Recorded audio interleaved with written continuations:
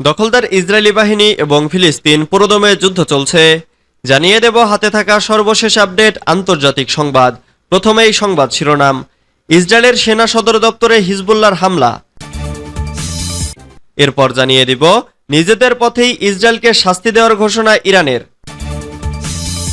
এদিকে গাজায় বাইডেনের পরিকল্পনার বাস্তবায়ন চায় হামাস। এরপর জানিয়ে দিব গ্রিসে ভয়াবহ দাবানল, আন্তর্জাতিক সাহায্যের আবেদন।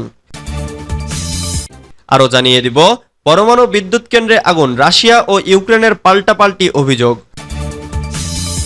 সর্বশেষ জানিয়ে দেব আদানির সম্পদে বড় ধস। এতক্ষণ শুনছিলেন সংবাদ শিরোনাম, এবারে বিস্তারিত। তবে অনুরোধ থাকবে ভিডিওটিতে একটি লাইক করবেন এবং কমেন্ট করে জানিয়ে দিবেন কোন জেলা থেকে আপনি আমাদের এই ভিডিওটি দেখছেন। ইসরায়েলের সেনা সদর দপ্তরে হিজবুল্লাহর হামলা। লেবানন ভিত্তিক সশস্ত্র সংগঠন হিজবুল্লাহ জানিয়েছে তারা ইসরায়েলে হামলা চালিয়েছে।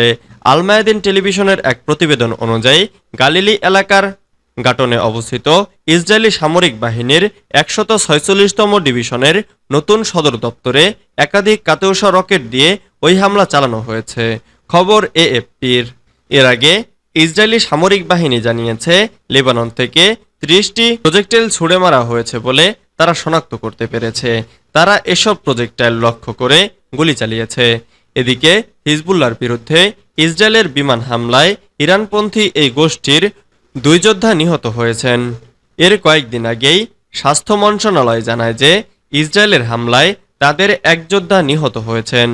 গত ৭ অক্টোবর ইসরায়েলের সীমান্তে প্রবেশ করে আকস্মিক হামলা চালায় ফিলিস্তিনি স্বাধীনতাকামী সংগঠন হামাস। এরপরেই গাজায় পাল্টা আক্রমণ চালায় ইসরায়েলি বাহিনী। গাজায় সংঘাত শুরুর পর থেকেই হামাসের প্রতি একাত্মতা প্রকাশ করে ইসরায়েলের ওপর হামলা চালাচ্ছে হিজবুল্লাহ। পাল্টা হামলা চালাচ্ছে ইসরায়েলও। ফলে সীমান্তে উত্তেজনা বেড়ে গেছে। নিজেদের পথেই ইসরায়েলকে শাস্তি দেওয়ার ঘোষণা ইরানের। ইরানের একজন ঊর্ধ্বতন সামরিক কর্মকর্তা বলেছেন ইরানের রাজধানী তেহরানে হামাস নেতা ইসমাইল হানিয়াকে হত্যার জন্য ইসরায়েলের জন্য ইরানের কঠোর প্রতিশোধ আসছে দ্রুতই। খতম আল আম্বিয়া কেন্দ্রীয় সদর দপ্তরের deputy coordinator brigadier general Ali সাদমানি রবিবার রাশিয়ায় বলেছেন প্রতিশোধ নেওয়ার প্রক্রিয়া চলমান। এই সদর দপ্তর ইরানি সশস্ত্র বাহিনীর মধ্যে যৌথ সামরিক অভিযানের পরিকল্পনা ও সমন্বয়ের দায়িত্বপ্রাপ্ত। আলী সাদমানি বলেছেন এই পদক্ষেপের নানা দিক বিবেচনাধীন রয়েছে। তিনি আরও জানিয়েছেন ইরান অবশ্যই প্রতিশোধ নেবে। এই হত্যাকাণ্ডে গত মাসের শেষের দিকে ইরানে ফিলিস্তিনি প্রতিরোধ আন্দোলনের রাজনৈতিক ব্যুরো প্রধান ইসমাইল হানিয়া এবং তার একজন দেহরক্ষীর নিহত হন। ইরানের প্রেসিডেন্ট মাসুদ পেজেশকিয়ানের অভিষেক অনুষ্ঠানে যোগ দিতে হানিয়া ইরানের রাজধানী তেহরানে ছিলেন। নৃশংসতার পরপরই ইসলামী বিপ্লবের নেতা আয়াতুল্লাহ আলী খামেনি ইসরায়েলকে কঠোর জবাব দেওয়ার বিষয়ে সতর্ক করে বলেছিলেন ফিলিস্তিনি প্রতিরোধ নেতার রক্তের প্রতিশোধ নেওয়া ইরানের কর্তব্য। গাজায় বাইডেনের পরিকল্পনার বাস্তবায়ন চায় হামাস। গাজা উপত্যকায় শান্তি স্থাপন ইস্যুতে ইসরায়েল এবং মধ্যস্থতাকারী প্রতিনিধিদের সঙ্গে নতুন কোনো সংলাপ চায় না উপত্যকার নিয়ন্ত্রণকারী গোষ্ঠী হামাস। বরং প্রেসিডেন্ট বাইডেন গত জুনে যে যুদ্ধবিরতি প্রস্তাব উত্থাপন করেছিলেন সেটি বাস্তবায়নের পক্ষেই অবস্থান নিয়েছে গোষ্ঠীটি। সোমবার এক বিবৃতিতে গোষ্ঠীটির হাইকমান্ডের পক্ষ থেকে বলা হয়েছে দখলদার বাহিনীর সঙ্গে এখন আলোচনার অর্থ হল গাজায় তাদেরকে আরও বেশি দিন থাকার সুযোগ দেওয়া। আমরা আর কোনো আলোচনায় যেতে ইচ্ছুক নই। গত ২ জুন জাতিসংঘের সমর্থনে জো বাইডেন যে যুদ্ধবিরতির প্রস্তাব দিয়েছিলেন আমরা সেটির বাস্তবায়ন চাই।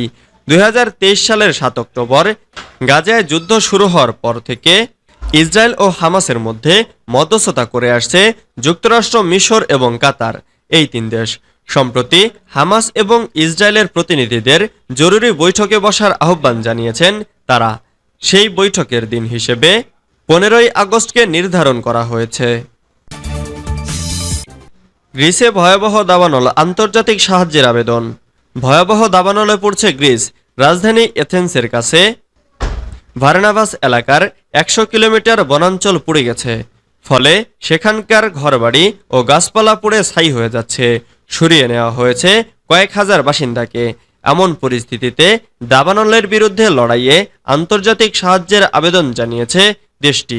স্পেন, ইতালি, তুরস্ক ও কানাডার কাছ থেকে সাহায্য চেয়েছে গ্রিস সরকার।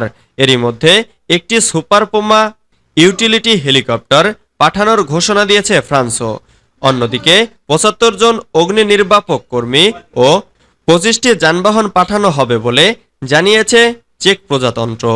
স্থানীয় কর্তৃপক্ষ জানিয়েছে ঝড়ো বাতাসের কারণে দ্রুত গতিশীল দাবানলটি সোমবার এথেন্সের প্রান্তে ছড়িয়ে পড়েছে।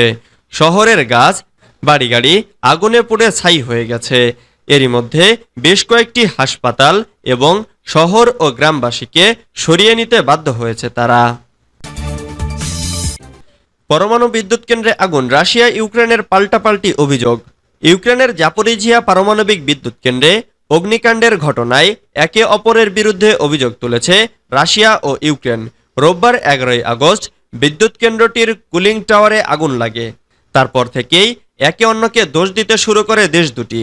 আন্তর্জাতিক আণবিক শক্তি সংস্থা জানিয়েছে রোববার বিদ্যুৎ কেন্দ্রটি থেকে গাঢ় কালো ধোঁয়া বের হতে দেখা গেছে। তবে কোনো পারমাণবিক নিরাপত্তা ঝুঁকি দেখা যায়নি বলেও নিশ্চিত করেছে আইএইএ।